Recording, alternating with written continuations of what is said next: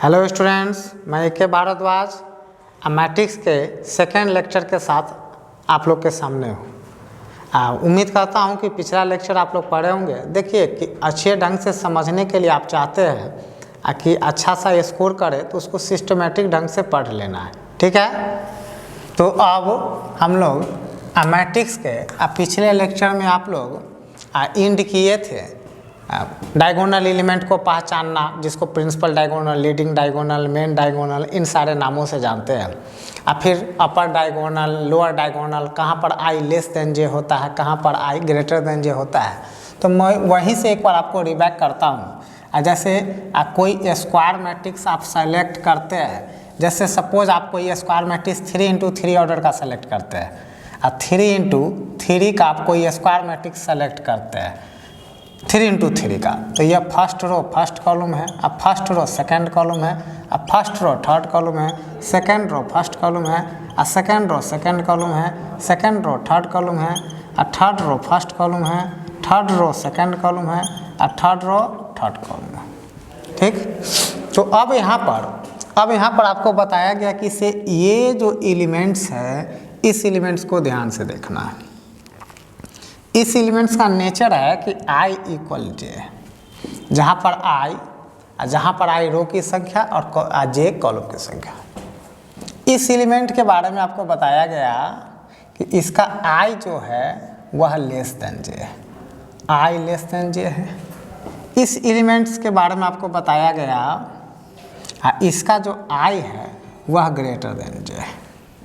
तो इसको डायगोनल बोलते हैं, या इसी को प्रिंसिपल डायगोनल बोलते हैं, प्रिंसिपल डायगोनल, या इसी को मेन डायगोनल बोलते हैं, मेन डायगोनल बोलते हैं, या इसी को लीडिंग डायगोनल बोलते हैं, लीडिंग डायगोनल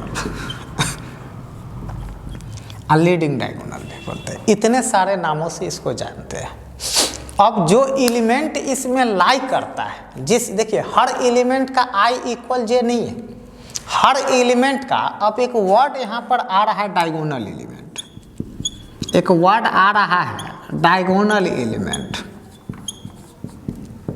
और दूसरा वर्ड आ रहा है non diagonal element, non diagonal element. एक वर्ड आया डायगोनल एलिमेंट, दूसरा वर्ड आया नॉन डायगोनल एलिमेंट। क्लियर है? देखिए डायगोनल एलिमेंट में i इक्वल जे होता है, डायगोनल एलिमेंट में i जो होता है वह j के इक्वल होता है, i equal J. Diagonal element में i इक्वल जे होता है। क्लियर है? i किसके इक्वल होता है? j के इक्वल। कहाँ? डायगोनल एलिमेंट में। जैसे ये हो गया, ये हो गया, ये हो गया। नॉन डायगोनल एलिमेंट में होता है either i less than J, i greater than J, है ना। देखिए i लेस देन जे है, i ग्रेटर देन, ये दोनों को नॉन डायगोनल एलिमेंट कहेंगे, दोनों को नॉन डायगोनल एलिमेंट कहेंगे। i लेस देन जे वाले को भी नॉन डायगोनल एलिमेंट कहेंगे, i ग्रेटर देन जे वाले को भी नॉन डायगोनल एलिमेंट कहेंगे। i लेस देन जे है तो उसको भी नॉन डायगोनल एलिमेंट कहेंगे, i ग्रेटर देन जे है तो उसको भी नॉन डायगोनल एलिमेंट कहेंगे। देखिए i ग्रेटर देन जे, देखिए i जे से बड़ा, i जे से बड़ा, i जे से बड़ा। i लेस देन जे, देखिए i जे से छोटा, i जे से छोटा, i जे से छोटा, है ना। डायगोनल एलिमेंट में i जे के इक्वल होता है। तो ये स्क्वायर मैट्रिक्स के बारे में कुछ फीचर बताए हैं। नेक्स्ट हम लोग चलते हैं trace of matrix. Trace of matrix,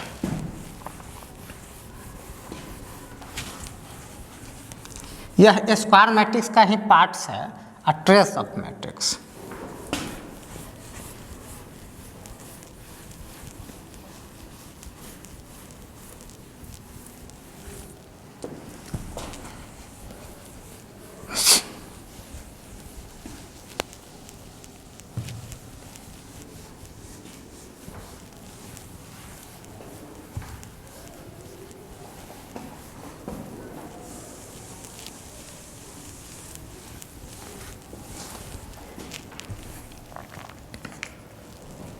trace of matrix, trace of a matrix. देखिए ट्रेस ऑफ मैट्रिक्स का मीनिंग हुआ कि आप किसी स्क्वायर मैट्रिक्स के जो डायगोनल एलिमेंट्स है उसका सम निकालने जा रहे हैं। किसी स्क्वायर मैट्रिक्स के जो डायगोनल एलिमेंट्स है आप उसका सम निकालने जा रहे हैं, उसी को ट्रेस ऑफ मैट्रिक्स कहते हैं। क्या कहते हैं? Trace of matrix. किसी स्क्वायर मैट्रिक्स के जो डायगोनल एलिमेंट्स है आप उसका सम फाइंड करने जा रहे हैं, उसी को ट्रेस ऑफ मैट्रिक्स कहते हैं। सम of diagonal element, sum of a diagonal elements of a square matrix, of a square matrix is called a trace of matrix, is called trace of a matrix, trace of matrix। कह रहा है a sum of diagonal elements of a square matrix is called trace of matrix। A sum of diagonal elements of a square matrix is called trace of matrix। Square matrix का meaning कि जिसमें रो और column की संख्या बराबर होते हैं। अब जैसे एग्जांपल देखेंगे, अब जैसे 3 है,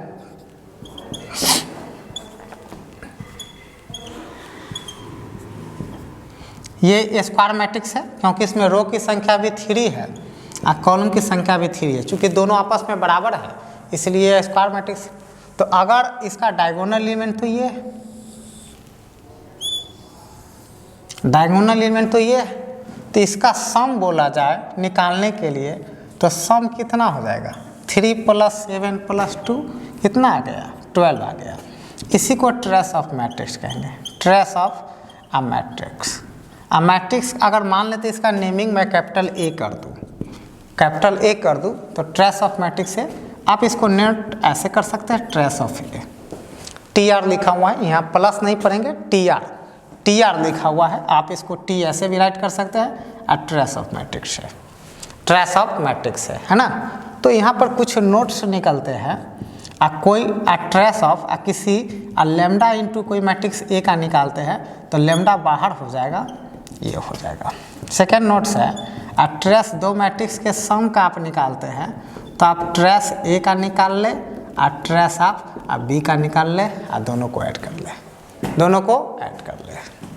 सेकेंड है आप ट्रेस AB का निकालते हैं और आप ट्रेस BA का निकाल ले, दोनों बात बराबर हो जाएगा।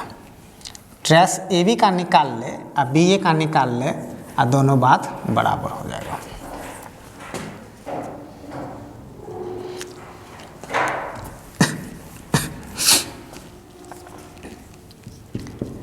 ट्रेस ऑफ आप AB निकाले और ट्रेस ऑफ आप BA निकाले और दोनों बात बराबर है ना। AB का ट्रेस निकाले और BA का ट्रेस निकाले और दोनों बात बराबर है, ठीक है। अब जो नेक्स्ट है ये आप ट्रेस ऑफ मैट्रिक्स के बारे में पढ़े। Sum of diagonal elements of a square matrix, sum of diagonal elements of a square matrix is called trace of matrix, is called trace of matrix. मतलब जब किसी मैट्रिक्स का आप ट्रेस निकालते हैं तो उसके डायगोनल एलिमेंट्स को ऐड कर देना और उसके डायगोनल एलिमेंट्स को ऐड कर देना है। जैसे डायगोनल एलिमेंट्स यहाँ पर दिया हुआ है उसको मैंने ऐड कर दिया, ट्रेस ऑफ मैट्रिक्स निकल गया। आइए symbol trace of matrix A के लिए रीड करेंगे, आइए उसके लिए नोट्स है, इसको लर्न रखना है।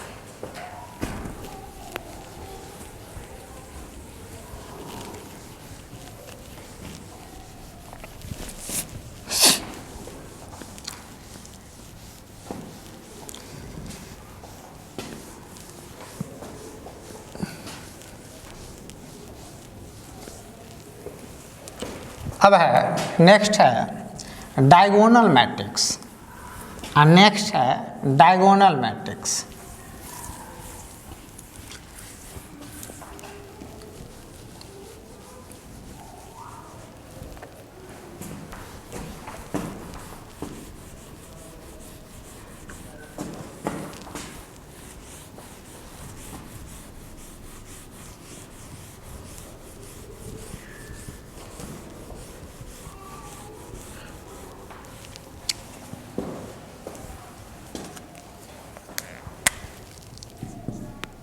डायगोनल मैट्रिक्स किसे कहते हैं? डायगोनल मैट्रिक्स किसे कहते हैं? देखिए डायगोनल मैट्रिक्स एक स्क्वायर मैट्रिक्स होता है, एक स्क्वायर मैट्रिक्स होता है जिसके सारे डायगोनल एलिमेंट्स जिसके सारे डायगोनल एलिमेंट्स नॉन जीरो होते हैं और नॉन डायगोनल एलिमेंट सारे के सारे जीरो होते हैं।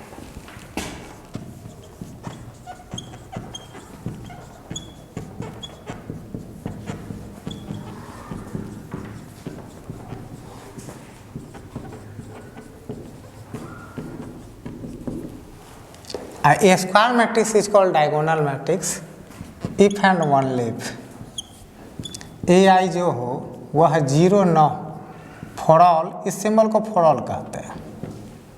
ai जो जीरो हो वह for all I not equal to J के लिए, मतलब जहाँ पर आई जे के इक्वल नहीं है, आई जे के इक्वल नहीं है, नॉन डायगोनल एलिमेंट वो सारे के सारे जीरो हो और यह जीरो के जीरो जीरो नहीं हो। जैसे एग्जाम्पल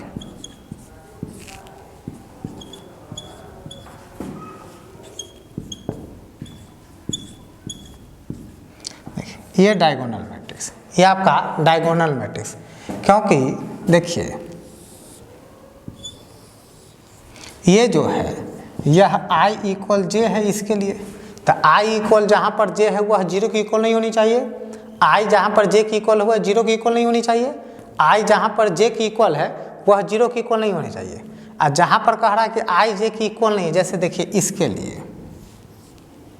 इसके लिए क्या होता है और इसके लिए क्या होता है, इसके लिए भी आई जे के इक्वल नहीं होता है और इसके लिए भी आई जे के इक्वल नहीं होता है। तो जहाँ पर आई जे के इक्वल नहीं है वह एलिमेंट जीरो होना चाहिए, जहाँ पर आई जे के इक्वल नहीं है वह एलिमेंट, जहाँ पर आई जे के इक्वल नहीं वह एलिमेंट जीरो होना चाहिए है, और जहाँ पर आई जे के इक्वल है वह जीरो के इक्वल नहीं होना चाहिए। इसी में एक मैट्रिक्स आता है आइडेंटिटी मैट्रिक्स या यूनिट मैट्रिक्स, एक मैट्रिक्स आता है आइडेंटिटी मैट्रिक्स या यूनिट मैट्रिक्स।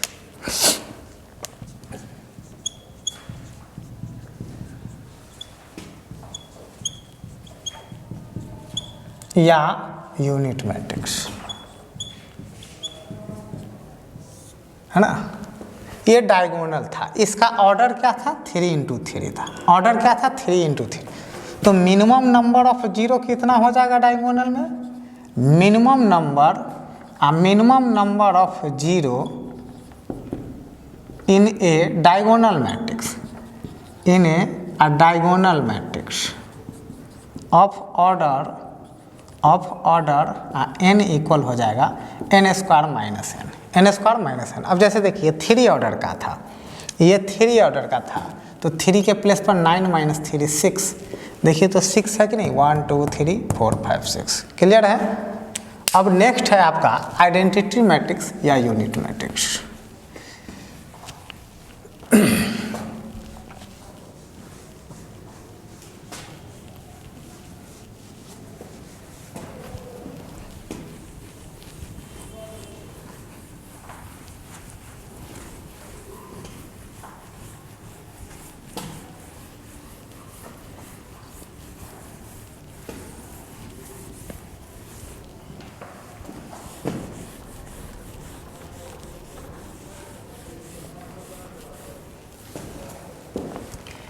तो आइडेंटिटी मैट्रिक्स उसको यूनिट मैट्रिक्स भी कहते हैं। देखिए डायगोनल मैट्रिक्स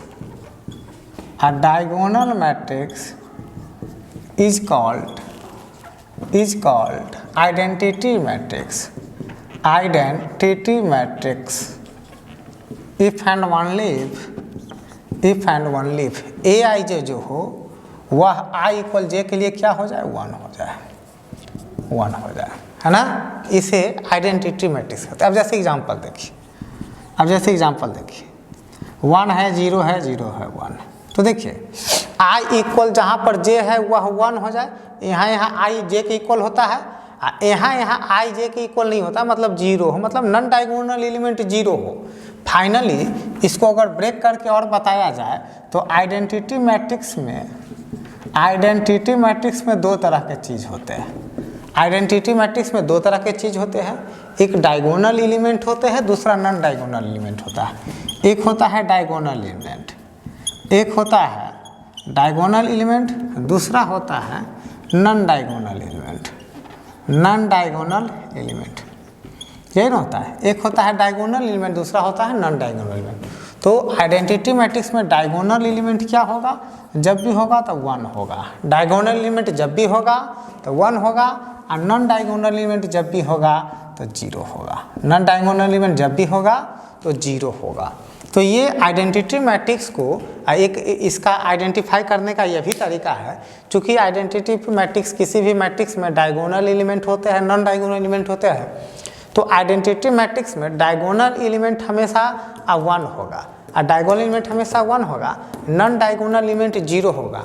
लेकिन एक खासियत है, आइडेंटिटी मैट्रिक्स स्क्वायर मैट्रिक्स होता है। आइडेंटिटी मैट्रिक्स स्क्वायर मैट्रिक्स होता है। तो आप यहाँ पर एक वर्ड लिख लिए हैं डायगोनल, तो जब डायगोनल वर्ड का यूज कर चुके हैं तो अब वहाँ पर हम स्क्वायर का चर्चा नहीं भी करेंगे तो चलेगा। अगर डायगोनल का चर्चा आप नहीं किए रहते तो वहाँ पर m=n भी लिखना जरूरी हो जाता है, m=n भी लिखना जरूरी हो जाता। तब जब आप डायगोनल का चर्चा नहीं करते, डायगोनल वर्ड का चर्चा इस डिफिनीशन में नहीं करते तब, लेकिन चूंकि आप इस डिफिनीशन में डायगोनल का चर्चा कर चुके हैं, इसलिए यहाँ पर स्क्वायर मैट्रिक्स लिखने की जरूरत नहीं है, या फिर यहाँ पर m=n लिखने की जरूरत नहीं है। तो देखिए ये सेकेंड ऑर्डर का है, तो इसको I2 × 2 लिखेंगे, शॉर्ट में I2 लिखेंगे, मतलब सेकेंड ऑर्डर का आइडेंटिटी मैट्रिक्स है। यहाँ देखिए 1 0 0 0 1 0 0 0 1, यह थर्ड ऑर्डर का है, I3 × 3 है, इसको I3 बोलेंगे, I3 बोलेंगे। और देखिए यह 1 0 0 0 0 1 0 0 0 0 1 0 0 0 0 1, ये 4 ऑर्डर का है, इसको I4 × 4 बोलेंगे या I4 बोलेंगे, या I4 बोलेंगे, 4 × 4 बोलेंगे या I4 बोलेंगे, मतलब 4 ऑर्डर का, मतलब 4 ऑर्डर का है ना। ये 4 ऑर्डर का हो चुका है, ये 3 ऑर्डर का है, और ये सेकंड ऑर्डर। तो इसी तरह से कई ऑर्डर के आप ले सकते हैं, इस तरह से आप बहुत सारे ऑर्डर के आप खुद से तैयार कर सकते हैं। जब भी होगा रो और कॉलम की संख्या सेम होगा, क्योंकि आइडेंटिटी मैट्रिक्स अपने आप में एक स्क्वायर मैट्रिक्स भी है। डायगोनल एलिमेंट्स हमेशा 1 होंगे, देखिए डायगोनल एलिमेंट्स हमेशा 1 होंगे, नॉन डायगोनल एलिमेंट्स हमेशा 0 होगा। डायगोनल एलिमेंट्स हमेशा 1 होगा, नॉन डायगोनल एलिमेंट्स हमेशा 0 होगा। डायगोनल एलिमेंट्स हमेशा 1 होगा, नॉन डायगोनल एलिमेंट्स हमेशा 0 होगा, है ना। अब इसमें मिनिमम नंबर ऑफ 0 बताया गया, n² - n बताया गया, जहाँ पर n ऑर्डर है, और जहाँ पर n ऑर्डर है तो यहाँ पर 4 ऑर्डर है। तो आप करेंगे 4 का स्क्वायर -4 मतलब 12 आएगा। तो आप काउंट कीजिए, 1 2 3 4 5 6 7 8 9 10 11 12, आप काउंट कीजिए। 1 2 3 4 5 6 7 8 9 10 11 12 12 है कि नहीं। चलिए नेक्स्ट टॉपिक पर क्या है, नेक्स्ट टॉपिक है आपका ट्रायंगुलर मैट्रिक्स, या उससे पहले आप स्केलर मैट्रिक्स पढ़ लीजिए, आप उससे पहले स्केलर मैट्रिक्स पढ़ लीजिए, आप उससे पहले स्केलर मैट्रिक्स पढ़ेंगे।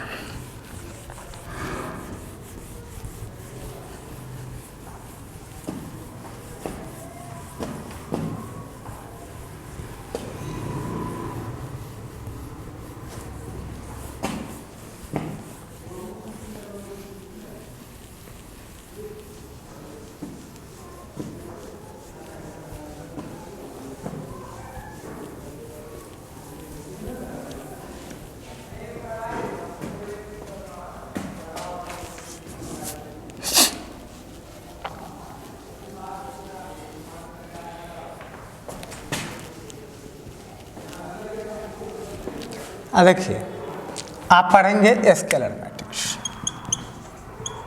Scalar matrix.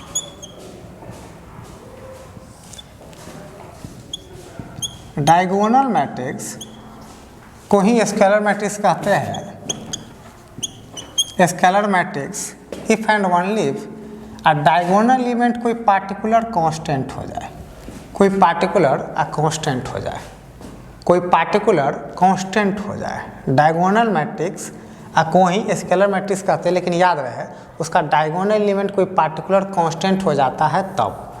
अब जैसे एग्जांपल देखेंगे,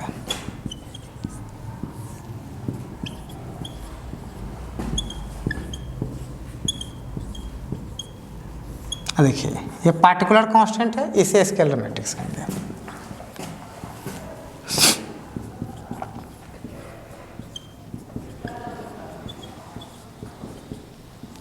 देखिए इसे, ये पार्टिकुलर कांस्टेंट है, एक सेम डिजिट है ना, सेम नंबर है, और सेम नंबर है -5 -5 -5, यहाँ पर सेम डिजिट है, सेम नंबर है, और 3 3 3, तो ऐसे मैट्रिक्स को स्केलर मैट्रिक्स कहेंगे। तो आप आइडेंटिटी मैट्रिक्स को भी स्केलर मैट्रिक्स कह सकते हैं, आप आइडेंटिटी मैट्रिक्स को भी स्केलर मैट्रिक्स कह सकते हैं। यह भी अपने आप में उस प्रॉपर्टीज को फॉलो करता है, इसलिए इसे स्केलर मैट्रिक्स कह सकते हैं। मतलब डायगोनल मैट्रिक्स को ही स्केलर मैट्रिक्स कहेंगे, लेकिन याद रहे उसका डायगोनल एलिमेंट एक पार्टिकुलर सेम क्वांटिटी होनी चाहिए। और जैसे 3 है तो 3 3 3 है, जैसे -5 है तो -5 -5 -5, जैसे 1 है तो 1 1 1 1, है ना, और नॉन डायगोनल एलिमेंट 0 होनी चाहिए। तो आइडेंटिटी मैट्रिक्स भी अपने आप में एक स्केलर मैट्रिक्स है।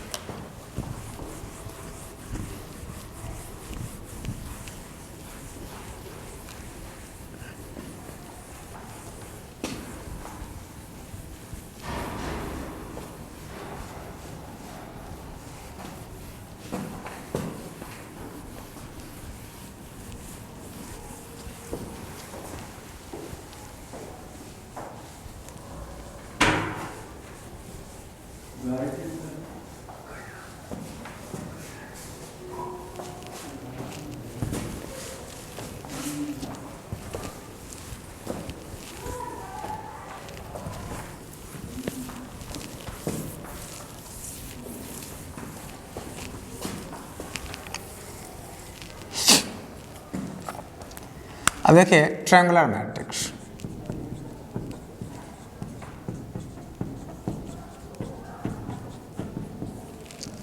ट्रायंगुलर मैट्रिक्स का मीनिंग होता है कि जिस स्क्वायर मैट्रिक्स का, ये भी स्क्वायर मैट्रिक्स का पार्ट है, a square matrix is called triangular matrix, is called triangular matrix, triangular a matrix if either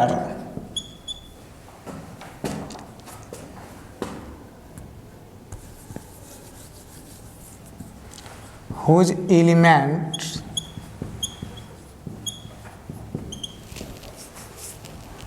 either above the principal diagonal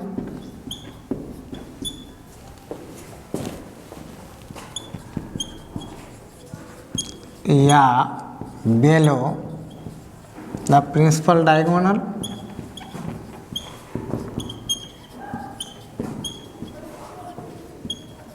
R0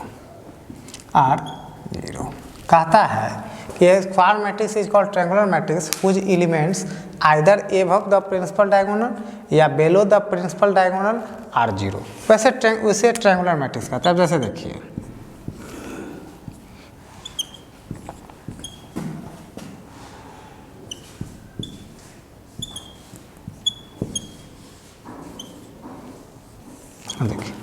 यह इसका प्रिंसिपल डायगोनल एलिमेंट है, इसके सारे ऊपर वाले एलिमेंट 0 है, तो इसे ट्रायंगुलर मैट्रिक्स कहेंगे। या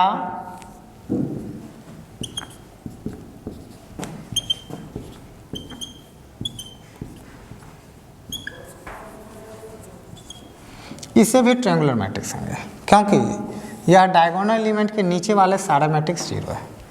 प्रिंसिपल डायगोनल जो है डायगोनल एलिमेंट, इसके सारे ऊपर वाले एलिमेंट 0 है और यहाँ पर सारे नीचे वाले 0 है। तो जब नीचे वाले 0 रहते हैं तो उसे अपर ट्रायंगुलर बोलते हैं, upper triangular, upper triangular.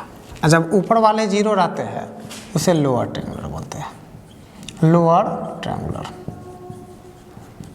Lower triangular. कारण है क्योंकि इसमें संख्याओं से ऊपर में ट्रायंगल बनता है, इसमें संख्याओं से ऊपर में ट्रायंगल बनता है, इसलिए इसे अपर ट्रायंगुलर बोलते हैं, है ना। इससे संख्याओं में इसमें संख्याओं से ट्रायंगल ऊपर बनता है, इसलिए अपर ट्रायंगुलर बोलते हैं। और इसमें संख्याओं से नीचे ट्रायंगल बनता है, इसलिए इसे लोअर ट्रायंगुलर कहते हैं। तो मतलब ट्रायंगुलर मैट्रिक्स 2 तरह के होते हैं। A square matrix is called triangular matrix whose elements either above the principal diagonal या below the principal diagonal are zero, है ना। या तो प्रिंसिपल डायगोनल के ऊपर वाला जीरो रहेगा या प्रिंसिपल डायगोनल के नीचे वाला जीरो रहेगा। तो ट्रायंगुलर मैट्रिक्स दो तरह के होते हैं। ट्रायंगुलर मैट्रिक्स कितने तरीके के होते हैं? दो तरीके के होते हैं। कौन कौन?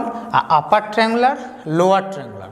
अपर ट्रायंगुलर में प्रिंसिपल डायगोनल के नीचे वाला एलिमेंट जीरो रहता है, और लोअर ट्रायंगुलर में आप प्रिंसिपल डायगोनल के ऊपर वाला जीरो रहता है ना। अभी मैं आपको एक चीज़ बताया, अभी मैं आपको यहाँ पर इसको राइट कर देता हूँ।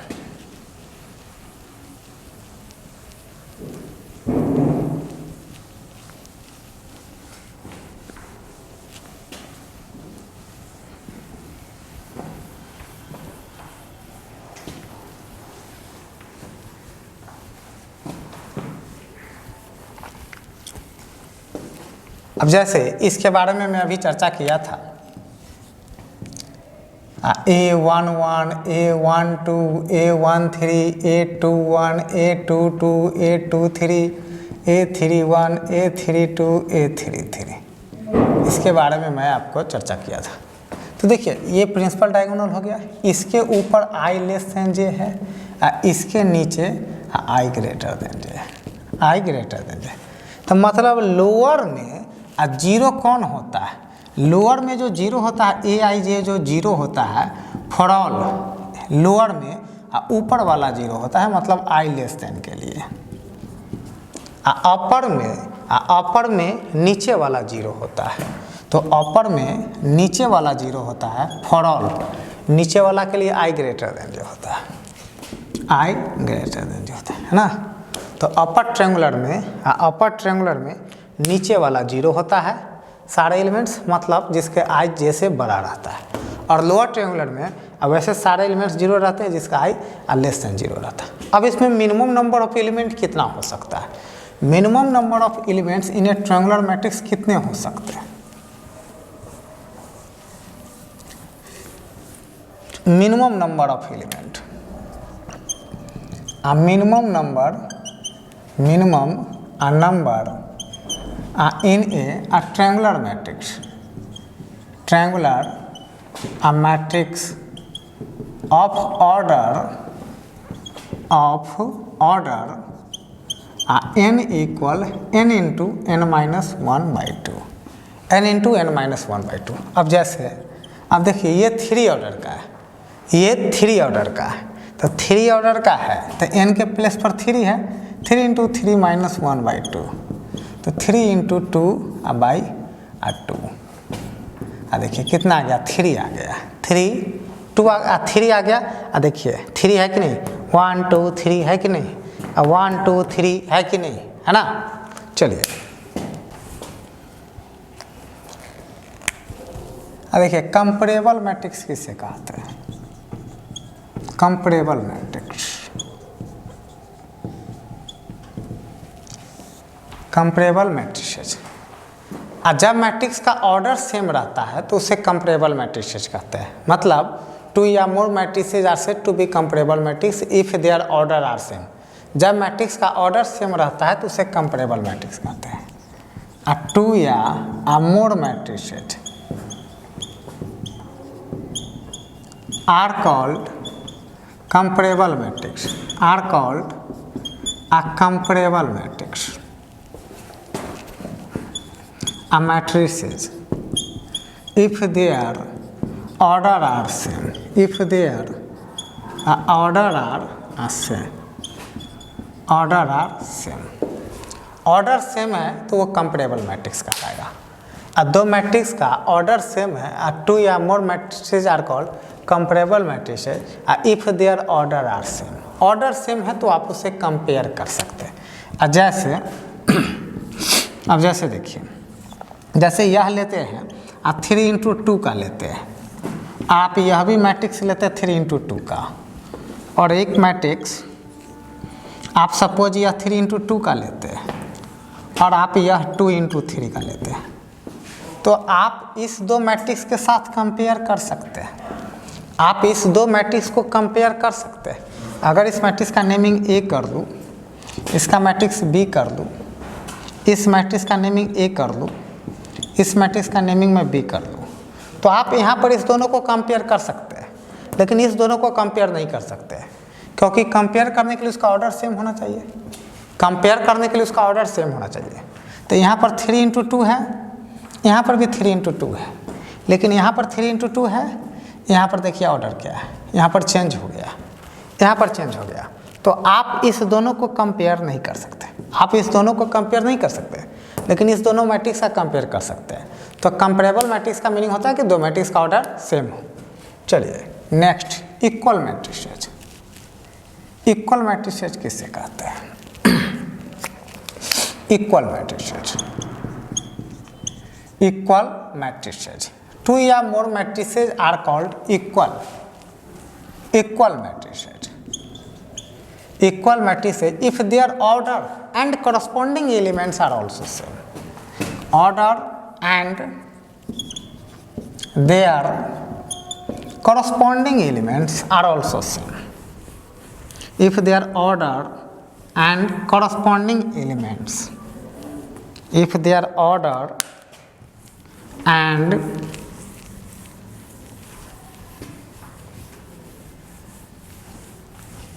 if their order and their corresponding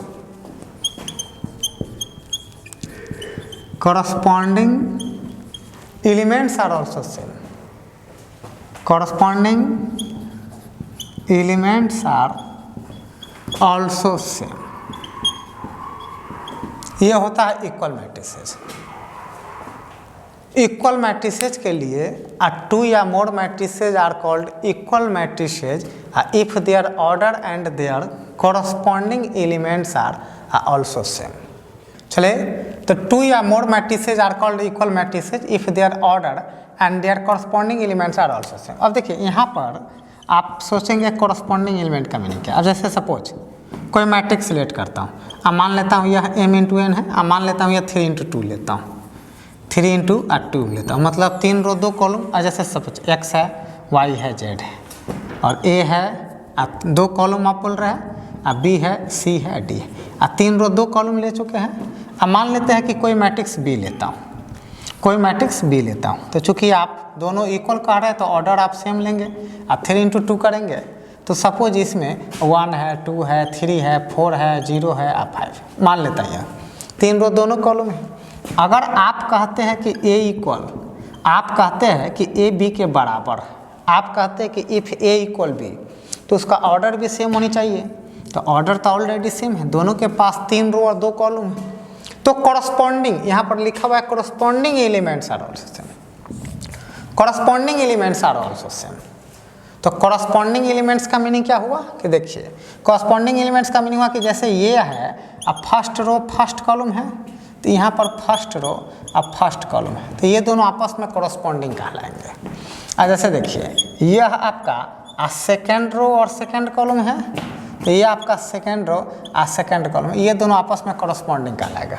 देखिए, ये आपका थर्ड रो अब फर्स्ट कॉलम है, और ये आपका थर्ड रो अब फर्स्ट कॉलम है, तो ये कॉरस्पॉन्डिंग कहलाएगा। कॉरस्पॉन्डिंग का मीनिंग ये हुआ। तो इस कारण से अगर दोनों आपस में इक्वल है तो x का वैल्यू 1 आएगा, a का वैल्यू 3 आएगा, और c का वैल्यू 0 आएगा, c का वैल्यू 0 आएगा। इसी तरह से और b का वैल्यू 4 आएगा, b का वैल्यू 4 आएगा, और d का वैल्यू 5 आएगा, और y का वैल्यू ये जो डिजिट है 2 ये आएगा। तो दो मैट्रिक्स इक्वल हो उसके लिए उसके कॉरस्पॉन्डिंग एलिमेंट्स इक्वल होनी चाहिए और उसका ऑर्डर भी सेम होनी चाहिए। चले, अब देखिए, अब कभी कभी इस तरह से प्रॉब्लम पूछता है, how many elements are there in a matrix, in a matrix of order m into n। कभी कभी इस तरह का प्रश्न पूछ देता है। बोर्ड लेवल में इस तरह का प्रश्न आप लोग बुक वगैरह में देखे होंगे। देखिए, जैसे कोई मैट्रिक्स लेते हैं, कोई मैट्रिक्स कंसीडर करते हैं, सपोज 3 × 2 ऑर्डर का करते हैं, 3 इंटू 2 ऑर्डर का करता है। तो आप देखते होइएगा कि 3 रो लेना है, 3 है, 2 है, 5 है, 0 है, 6 है, 2 कॉलम्स लेना है। तो कॉलम्स 2 आइए, -1 है, 4। देखिए 3 रो है और 2 कॉलम्स है।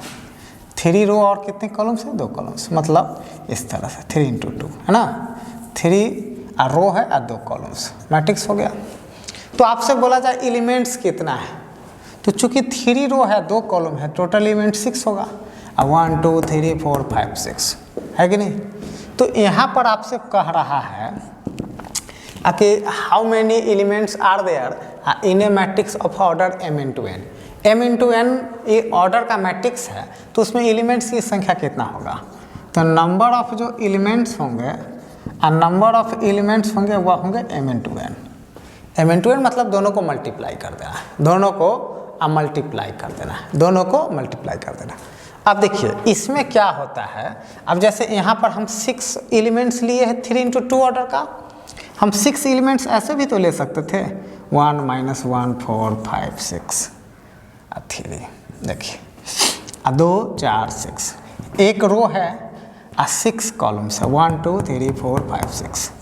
हम ऐसे भी तो ले सकते थे, 1 -1 4 5 6 3, 6 रो है एक कॉलम है, 1 2 3 4 5 6। हम ऐसे भी ले सकते थे, हम ऐसे भी लिख सकते थे 3 2 4 7 -1 4, मतलब 2 रो है और 3 कॉलम है, अभी भी 6 एलिमेंट्स, अभी भी 6 एलिमेंट्स। मतलब ये हुआ कि एलिमेंट की संख्या सेम, लेकिन उस मैट्रिक्स के ऑर्डर अलग अलग भी हो सकते हैं। इसका ऑर्डर 3 इंटू 2 है लेकिन एलिमेंट 6 है, इसका ऑर्डर 2 इंटू 3 है लेकिन एलिमेंट 6 है, इसका ऑर्डर 6 इंटू 1 है लेकिन एलिमेंट 6 है, इसका ऑर्डर 1 इंटू 6 है लेकिन एलिमेंट 6 है। तो मतलब हुआ कि अगर यहाँ पर एलिमेंट्स की संख्या mn है, एलिमेंट्स की संख्या mn है, तो कोई जरूरी नहीं कि उस मैट्रिक्स का ऑर्डर m इंटू n ही हो, वह दूसरा भी हो सकता है। जैसे सपोज आपसे क्या है,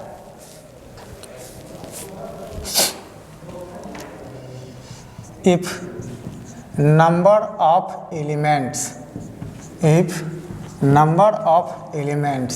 in a matrix is 12, then find all possible order of a matrix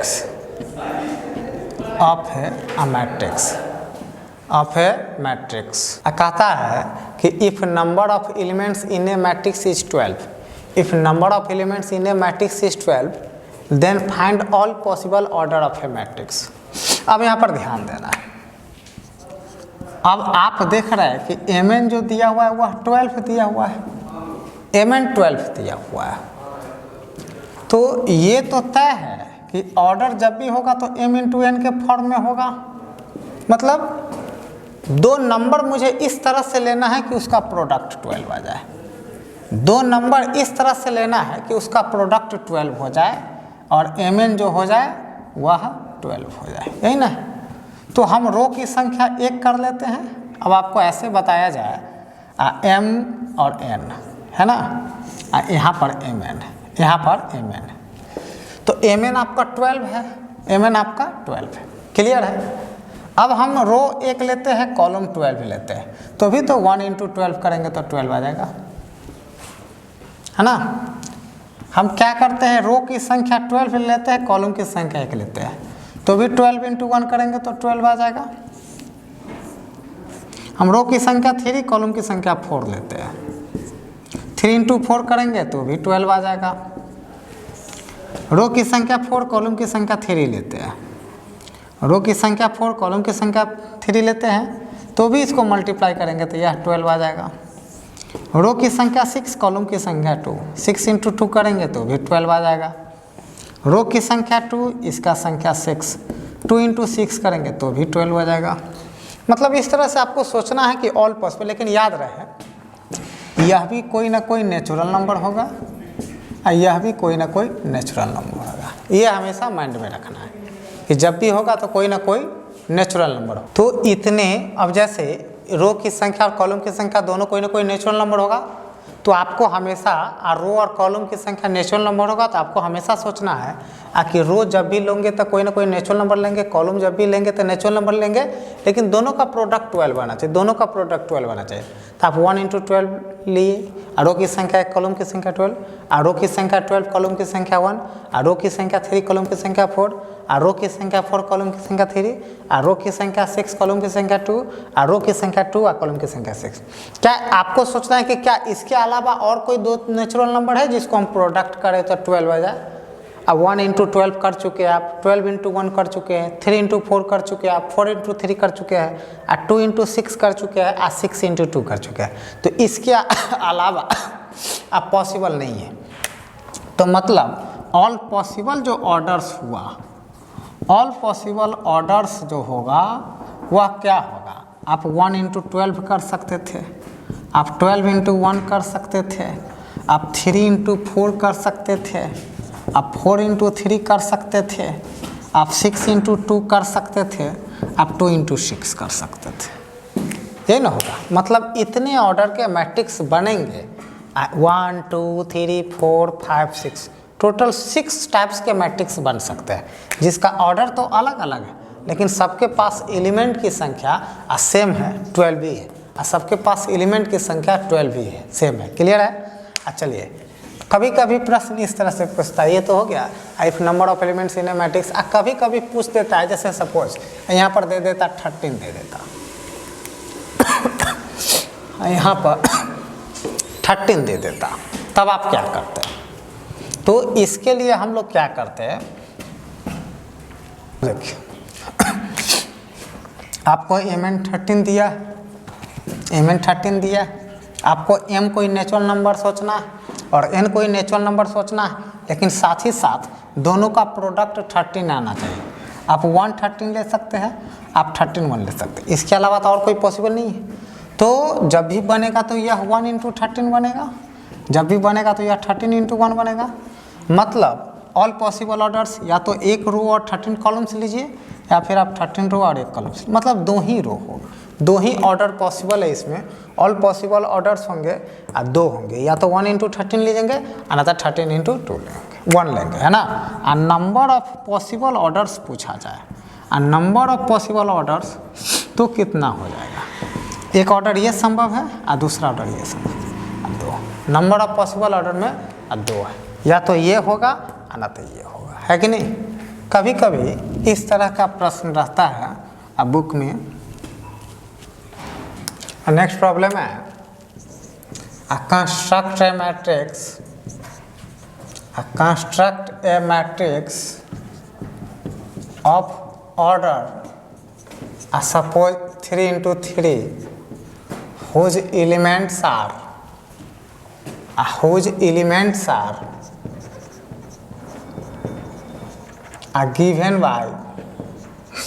given as aij equal half of mod of I plus j।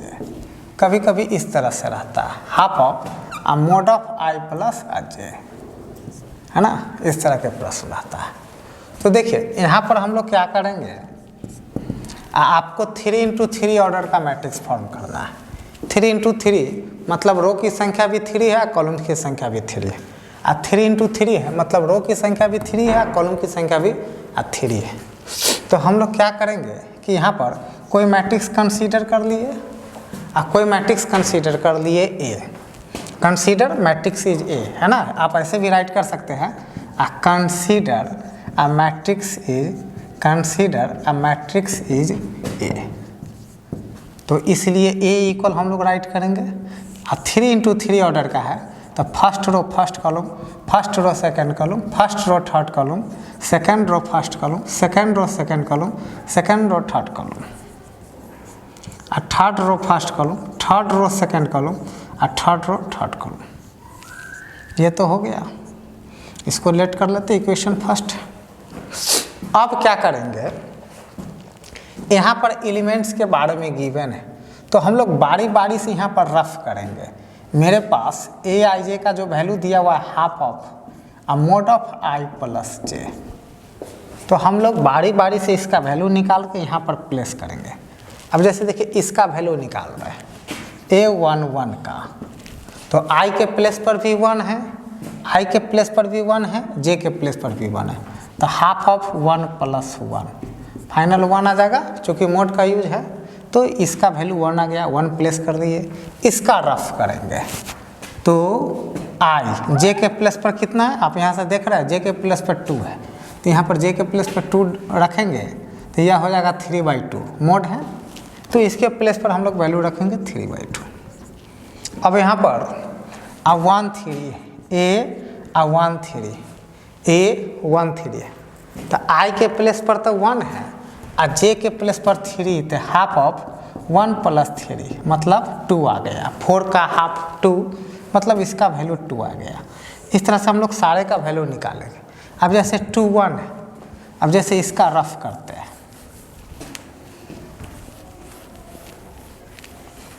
अब जैसे हम लोग इसका रफ करते हैं A21 का सेकेंड रो अब फर्स्ट कॉलम, तो जहाँ आई है तो आई के प्लेस पर 2 है, जे के प्लेस पर 1 है, तो हाफ ऑफ 2 प्लस 1 तो 3/2 हो जाएगा, 3/2 हो जाएगा। तो ये भी आ गया 3/2। A22 का निकालेंगे तो A22 तो हाफ ऑफ आई के प्लेस पर 2 है और जे के प्लेस पर भी 2 है, तो 4 का हाफ 2 आ गया, तो इसका वैल्यू निकल गया 2 निकल गया। A23 तो हाफ ऑफ आई, तो आई के प्लेस पर 2 है और जे के प्लेस पर 3 है, मतलब 5/2 आया, तो इसका वैल्यू आ गया 5/2। ये रफ कर रहे हैं हम लोग, यहाँ पर बगल में रफ कर रहे हैं। अब हम लोग A31 का वैल्यू निकालेंगे, तो A31 तो हाफ ऑफ आई के प्लेस पर 3 है, आई के प्लेस पर 3 है और जे के प्लेस पर 1 है, तो इसका 2 आ गया, मतलब इसका 2 होगा। अब 32 सबका रफ कर रहे हैं और 32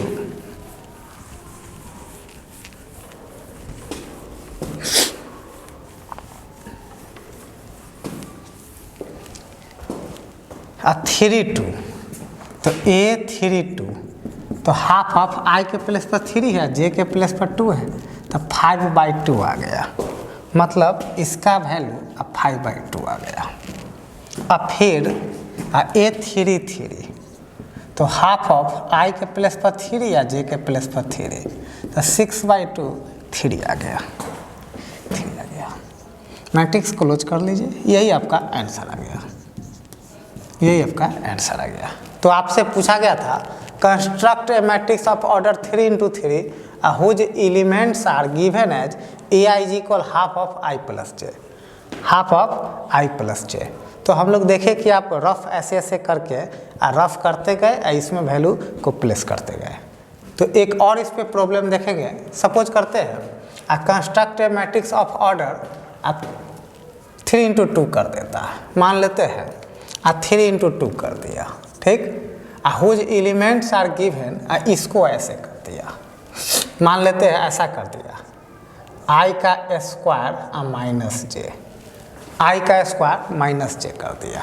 तब आपसे पूछ रहा है कि इस मैट्रिक्स को कंस्ट्रक्ट कीजिए। चले अब जैसे देखिए यहाँ पर एलिमेंट को डिफाइन किया है AI जो है वह आई का स्क्वायर माइनस जे है। तो हम लोग किसी मैट्रिक्स को कंसीडर कर लिए कि मैट्रिक्स A है, तो मैट्रिक्स A का फॉर्मेशन हम लोग कर लेते हैं। देयरफॉर A इक्वल आपको कह रहा कितना ऑर्डर का 3×2, मतलब रो की संख्या 3 हो, कॉलम की संख्या 2 है। रो की संख्या 3 तो first row first column, first row second column, second row first column, second row second column, third row first column, third row second column. यही आपको मैट्रिक्स का फॉर्मेशन करना है। इसको चलिए लेट कर लेते हैं, रिजल्ट को फर्स्ट लेट कर दिए, ठीक है। तो आप देख रहे हैं कि 3×2 मैट्रिक्स का फॉर्मेशन करना है। रो की संख्या 3 है और रो की संख्या 3 है और कॉलम की संख्या 2 है और कॉलम की संख्या 2 है। तो यहाँ पर हम लोग सबसे पहले इसका जो वैल्यू है सारे एलिमेंट्स का वैल्यू उसमें पुट कर करके निकालेंगे और सारे एलिमेंट्स का वैल्यू उसमें पुट कर करके निकालेंगे।